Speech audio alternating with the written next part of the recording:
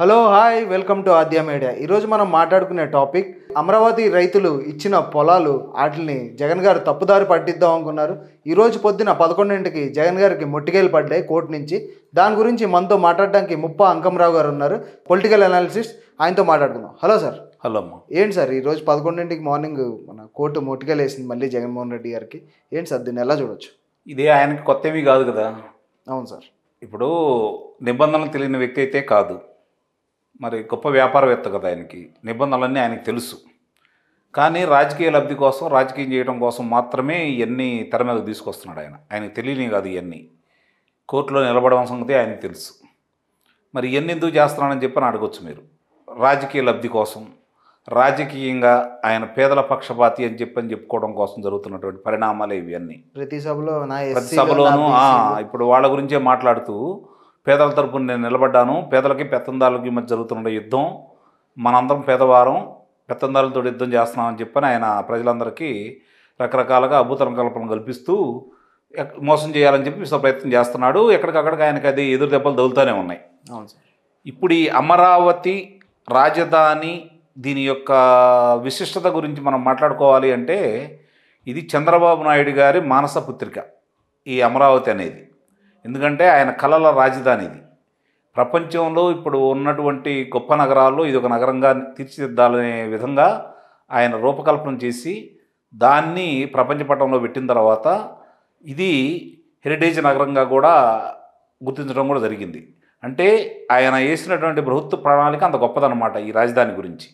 నవనగరాల నిర్మాణాలు జరగాలి ఇక్కడ.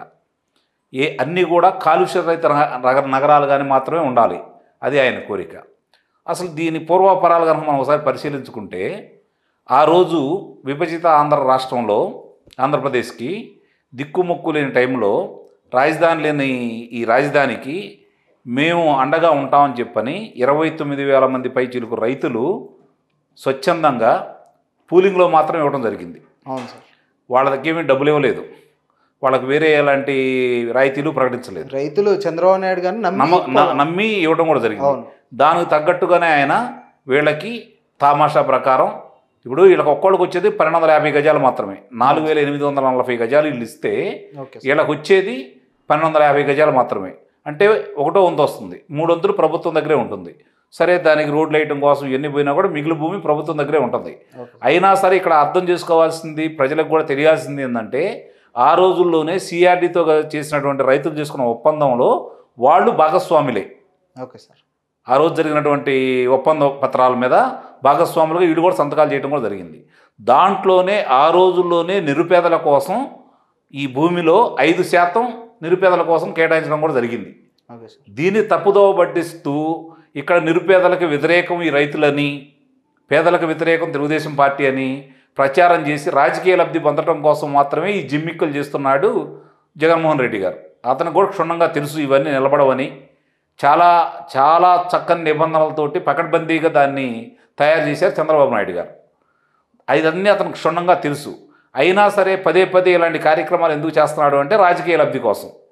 నా తరపున ఎవరూ లేరు, కోర్టులు వ్యతిరేకంగా ఉన్నాయి, ప్రతిపక్షాలు ఇట్లానే ఉన్నాయి, మీరే నాకు అండాదండ అని చెప్పుకోవడం కోసం నేను పేదలకేదో చెయ్యాలి అనే ఒక ఆలోచన ప్రజల్లో రేకెత్తించేసి పేదల పక్షపాతిని వీళ్ళు వ్యతిరేకులను చిత్రీకరించాలని ప్రయత్నిస్తున్నాడు. ఇక్కడ ఈ 49,000 మంది పైచీలుకున్న పేదలు కూడా ఆలోచించుకోవాల్సింది ఏంటంటే, ఈరోజు మన సుప్రీంకోర్టు కూడా వెళ్ళడం జరిగింది దీని మీద. హైకోర్టు ఇచ్చిన దాన్ని బట్టి సుప్రీంకోర్టుకి వెళ్తే సుప్రీంకోర్టు ఏమని ఇచ్చిందంటే, హైకోర్టులో ఇచ్చే తీర్పే తుది తీర్పు, దానికి లోబడే ఏదన్నా జరగాలి. మీరు వీళ్ళకి ఇచ్చే పత్రాల మీద వాళ్ళకి యాజమాన్య హక్కులు ఉండవు. బాగా క్షుణ్ణంగా అర్థం చేసుకోవాలి. యాజమాన్య హక్కులు ఇక్కడ ఉండవు. కాబట్టి దీని మీద వాడు తాకట్టు పెట్టుకోవడానికి కానీ బదలాయించడానికి కానీ ఎలాంటి సంబంధం కూడా లేదు. రేపు పొద్దున కోర్టు తీర్పు కనుక రైతులకు అనుకూలంగా వస్తే, ఈ ప్రభుత్వానికి వ్యతిరేకంగా వస్తే, ఈ కట్టుకున్న ఇళ్ళు కావచ్చు, ఇవన్నీ కావచ్చు నిరుపయోగం అవుతాయి, వదిలిపెట్టి వెళ్ళిపోవాల్సిందే వాళ్ళు. అంటే ఇంత స్పష్టంగా సుప్రీంకోర్టు తన తీర్పులో వెల్లడించినా కూడా ఈయన ఎందుకు చేశాడు అంటే రాజకీయ లబ్ధి కోసం. అవును సార్. ఇప్పుడు హడావుడిగా ఎందుకు చేశాడు? నిన్న 4 కిలోమీటర్ల దూరం కూడా లేనటువంటి ప్రాంతానికి హెలికాప్టర్లో వెళ్ళాడు. 7 కిలోమీటర్ల దూరం లేని ప్రాంతానికి కూడా హెలికాప్టర్లోనే వెళ్ళాడు. దీనికోసం కేంద్రం నిధులు ఇవ్వకపోయినా ఇల్లు కట్టుకోవడానికి. మామూలుగా అందరూ కేటాయిస్తారు కదా వాళ్ళు. అంతకుముందు 20 లక్షల ఇల్లు కట్టుకోవడం కోసం వాళ్ళు నిధులు కేటాయించడం కూడా జరిగింది. ఈ ఇవ్వకపోయినా ఈ ప్రాంతంలో కట్టేదానికి నిబంధనలకు విరుద్ధంగా ఉన్నాయి కాబట్టి వాళ్ళు ఇవ్వకపోయినా కూడా ప్రభుత్వ ధనం, అంటే ఆంధ్ర రాష్ట్ర ప్రభుత్వ ధనం, అంటే ప్రజల ధనాన్ని ఇక్కడ అర్థం చేసుకోవాల్సింది అంటే ప్రజల ధనాన్ని 180 కోట్ల రూపాయలు దీనికోసం కేటాయించి హడావుడిగా ఇళ్ల నిర్మాణం చేయాలని చెప్పి అతని తాపత్రయం. దీంట్లో ఆయన రాజకీయంగా ఆలోచించింది ఏందయ్యా అంటే 49,000 మందిని ఇంటూ 3 మంది కాడికి వేసుకున్నా కూడా 150,000 మందిని ఇక్కడ ఓటర్లుగా తయారు చేసుకొని రేపు పొద్దున ఈ 2 ప్రాంతాలు అంటే మంగళగిరి కావచ్చు, తాటికొండ నియోజకవర్గాల్లో కావచ్చు, చంద్రబాబు నాయుడుకి వ్యతిరేకంగా, రాజధానికి వ్యతిరేకంగా ప్రజలు నాకు తీర్పిచ్చారు. ఇప్పుడు ఆల్రెడీ ఇచ్చారు కదా, దాన్నే దృష్టిలో పెట్టుకొని మళ్ళీ భవిష్యత్తులో కూడా నాకు తీర్పిచ్చారు అని చెప్పి చెప్పుకోవడానికి ఆయన ప్రయత్నం చేశాడు. కోర్టు మొట్టికాయలు, రైతుల పోరాట పద్మ, దేవుడు వాళ్ళ అమ్మటున్నాడు కాబట్టి వాళ్ళకి న్యాయం జరిగింది. ఇంకా సంపూర్ణంగా న్యాయం జరగలేదు. ఇంకా దానికి రావాల్సిన తీర్పులు కోర్టులో ఉన్నాయి. అవి కూడా సంపూర్ణంగా రైతులకు అనుకూలంగా వస్తాయని చెప్పని నేను భావిస్తున్నాను. ఇప్పుడు ఇంత జరిగిన తర్వాత కూడా ప్రజలు ఆలోచించుకోవాల్సింది ఏంటంటే ఎవరు పేదల కోసం ప్రయత్నం చేశారు. నిజంగా నిరుపేదలకి 21 లక్ష ఇళ్ళు ప్రభుత్వం, కేంద్ర ప్రభుత్వం అనుమతిస్తే 7 లక్షల పైచిలుకు ఇల్లు పూర్తి చేయడం జరిగింది చంద్రబాబు నాయుడు గారు. అది ఇవ్వలేదు వీళ్ళకి. ఇక్కడున్న పేదలు కూడా ఆలోచించుకోవాల్సిందంటే వచ్చిన పేదలు కూడా మీరుండే ప్రాంతంలో మీకు ఇదే ఇళ్ల స్థలాలు కేటాయించినట్టయితే మీకు సౌకర్యంగా ఉండేది, ఏ ఇబ్బందులు ఉండేవి కాదు.